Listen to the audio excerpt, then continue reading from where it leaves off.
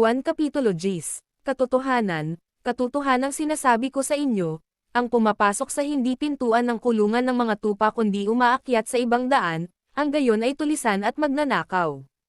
Datapwat ang pumapasok sa pintuan ay siyang pastor ng mga tupa.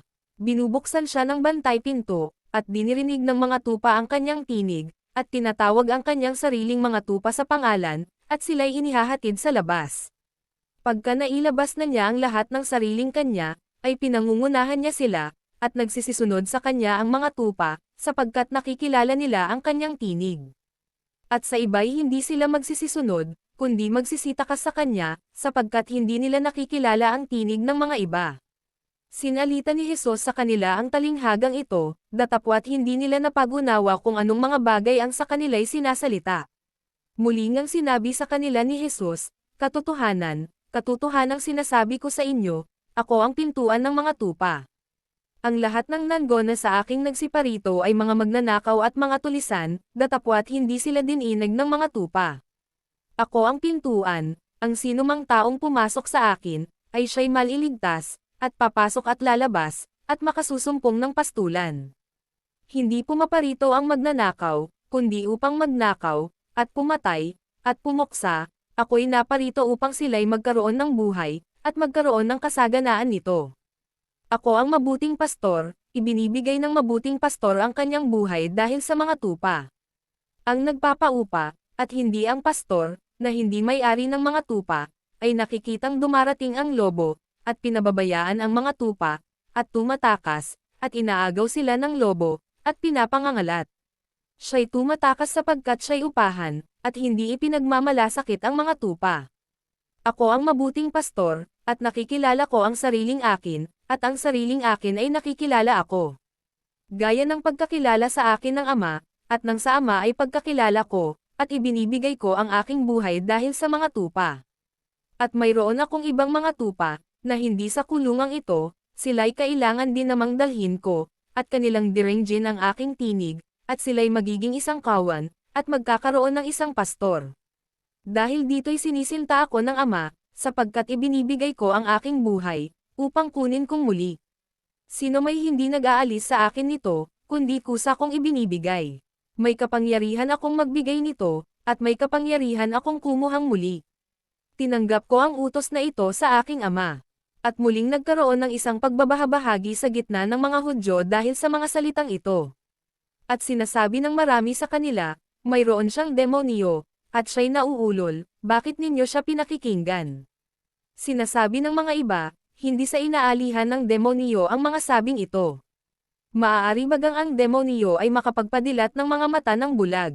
At niyao'y kapistahan ng pagtatalaga sa Jerusalem.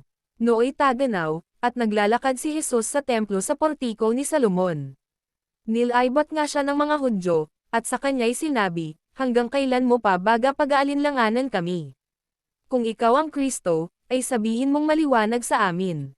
Sinagot sila ni Jesus, sinabi ko sa inyo, at hindi kayo nagsisampalataya, ang mga gawang ginagawa ko sa pangalan ng aking Ama, ay siyang nangagpapatoto sa akin. Datapwat hindi kayo nagsisampalataya, sapagkat hindi kayo sa aking mga tupa. Dinirinig ng aking mga tupa ang aking tinig, at sila'y aking nakikilala, at sila'y nagsisisunod sa akin.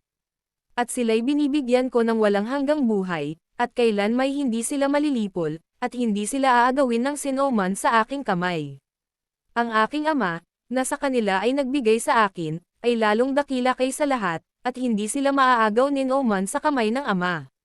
Ako at ang Ama ay iisa.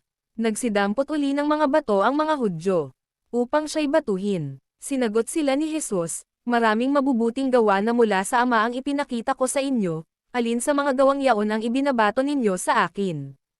Sinagot siya ng mga Hudyo, hindi dahil sa mabuting gawa ay binabato ka namin, kundi sa pamumusong, at sapagkat ikaw, bagaman ikaw ay tao, ay nagpapakunwari kang Diyos. Sinagot sila ni Jesus, hindi baga nasusulat sa inyong kautusan, aking sinabi, kayo'y mga Diyos. Kung tinawag niyang mga Diyos, yaong mga dinatnan ng salita ng Diyos, at hindi mangyayaring sirain ang kasulatan. Sinasabi baga ninyo tungkol sa Kanya, na pinabanal ng Ama at sinugos sa sanglibutan, ikaw ay namumusong, sapagkat sinasabi ko, Ako ang anak ng Diyos. Kung hindi ko ginagawa ang mga gawa ng aking ama, ay huwag ninyo akong sampalatayanan. Datapwat kung ginagawa ko, ang mga yaon kahit hindi kayo magsisampalataya sa akin, ay magsisampalataya kayo sa mga gawa, upang maalaman ninyo at mapagunawan na ang ama ay nasa akin, at ako'y nasa ama. Muling pinagsikapan nilang siya'y hulihin, at siya'y tumakas sa kanilang mga kamay. At siya'y muling naparoon sa dako paroon ng Jordan sa dako ng unay pinagbautismuhan ni Juan, at siya'y tumira doon. At marami ang mga nagsiparon sa kanya, at kanilang sinabi, katotohanang si Juan ay hindi gumawa ng tanda, ngunit lahat ng mga bagay na sinalita ni Juan tungkol sa taong ito ay totoo. At marami ang mga nagsisampalataya sa kanya roon.